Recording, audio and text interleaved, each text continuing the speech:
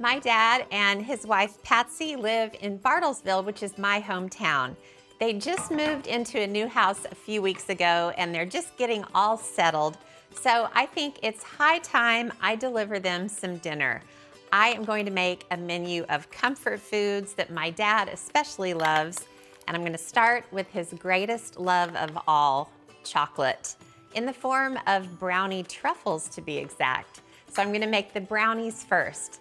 I'm doing it in a saucepan, very simple. I melted butter and just added sugar. And I'm going to stir this around to get it mixed. And then a second form of sugar, powdered sugar, goes in and just stir it. And oh, what a beautiful mixture it is already.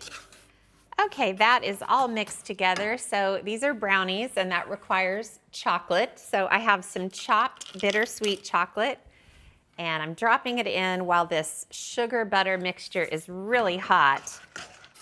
And I'll stir it around. It's just gonna take the chocolate about 2 minutes to melt. So while it does, let's check out my dad and Patsy's new digs. My dad used to live next to the golf course in Bartlesville. He is an avid golfer and loved to live there. But then they moved a little further away, and now they're back closer again. It's right across the road from the course, so that's nice. Their new house is so nice. It's got a really open floor plan, a really great kitchen. It had already been renovated by the previous owners, so all they had to do was move in the furniture. I love the light out here, don't you? That's nice. And she also loves her stained glass front door. I'm so glad they're all settled and happy in their new digs. Okay, the chocolate is all melted into the butter sugar mixture and it looks great. How could it not look great? So I'll add 1 egg and a tablespoon of vanilla. I love recipes like this that you can just make in the saucepan. I've been making saucepan brownies and saucepan cookies more and more. Boy, are they a revelation. One thing, you don't have to wait for the butter to soften, which is really nice. You just melt it quickly and then crack on with the batter or dough right in the same pan. If only I had learned this trick approximately 30 years ago. It would have saved me a lot of time softening butter. Okay, that's all mixed in. So a couple more things to add. 1/2 cup of all-purpose flour, a good healthy pinch of salt, and 2 tablespoons of unsweetened cocoa. So you get the chocolate from the bittersweet chocolate and the unsweetened cocoa, and that is what makes these brownies so rich. And I'm gonna make truffles out of these, which is kind of like a cake ball of sorts, but like the chocolatiest cake ball you have ever seen in your life. So it just takes a few stirs, and you don't wanna overmix this. Just kind of stir until you don't see any more of the dry ingredients. Okay, it looks great, great, great. So I have a greased square pan, and it's good to use a nonstick saucepan whenever you make saucepan brownies or saucepan cookies, because it pretty much just falls right into the pan. Okay, I just pushed it right into each corner, and that looks good. So I'm gonna let this bake at 400 degrees for 18 to 20 minutes, and then I'll take them out and let them cool.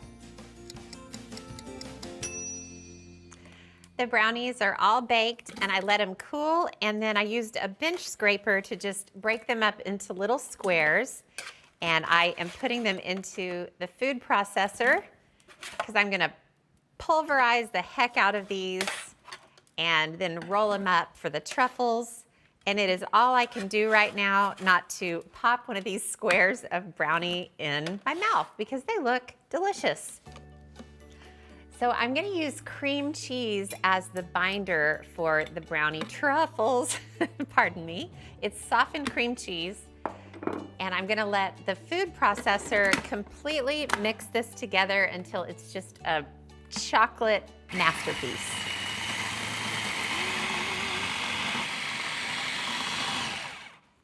Take a look.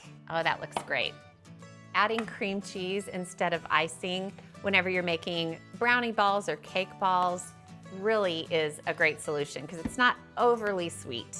Okay, I've got a scoop and I just got 1 scoop of the mixture and I'll roll it into a neat truffle-shaped ball. So that's one, and I'm gonna do the rest until the mixture is all gone. All right, I got them all rolled, so I'm gonna pop them into the freezer just for about 10 minutes, and then I'll coat them in chocolate.